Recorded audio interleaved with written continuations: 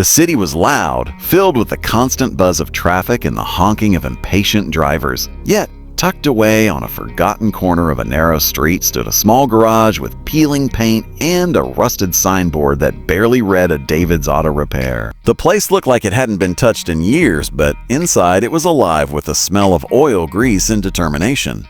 David, the owner, was a poor mechanic.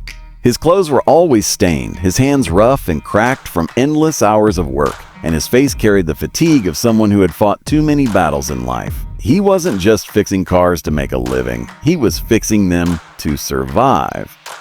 Rent was overdue, his bills piled up, and some days he barely had enough to eat. Yet despite his struggles, he never turned a customer away. One rainy morning, as David struggled with an old truck that refused to start, the sound of a soft engine hum approached his garage. It wasn't like the regular noisy, battered vehicles he was used to. This was smooth, steady, and commanding. David turned his head and froze. A long, sleek car slowly pulled up outside. It was unlike anything he had ever seen in real life, only in magazines or on posters. Even under the gray sky, its charm was undeniable. The driver stepped out, an older man with silver hair wearing a perfectly tailored suit.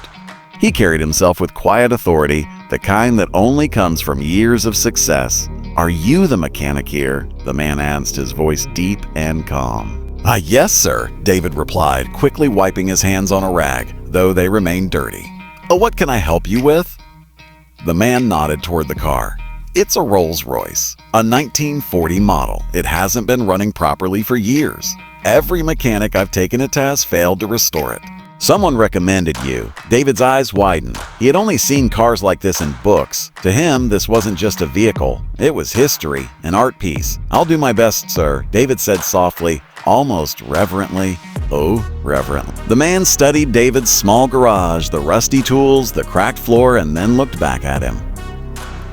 "This car means more to me than money. If you can fix it, you'll be doing me a favor greater than you can imagine."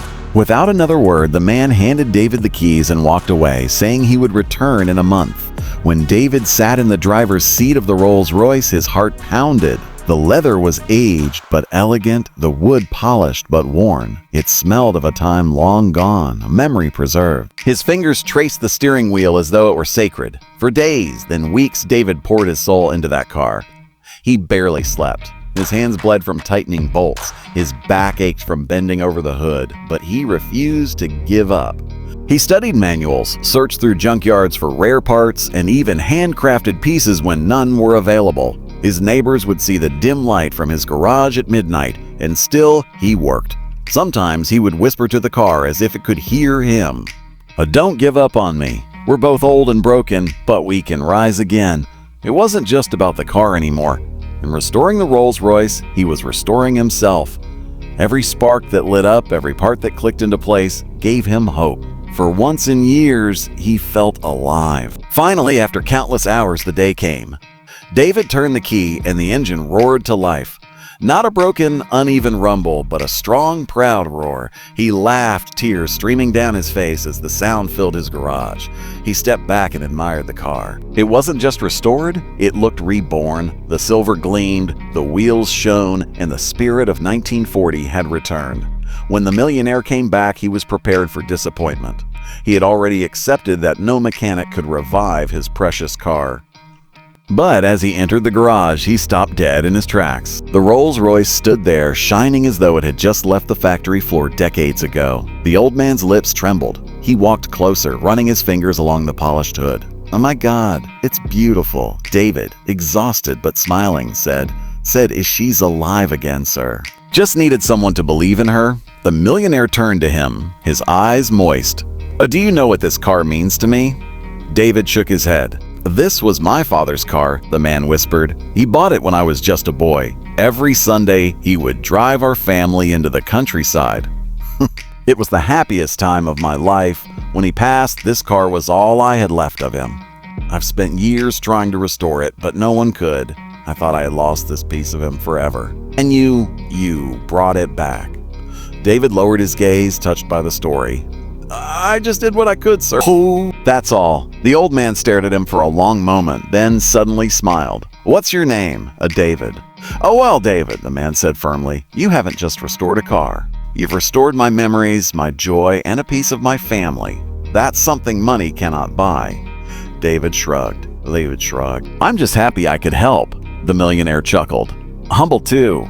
Tell me, how much do I owe you?" David hesitated. He didn't want to sound greedy. "Whatever you think is fair, sir.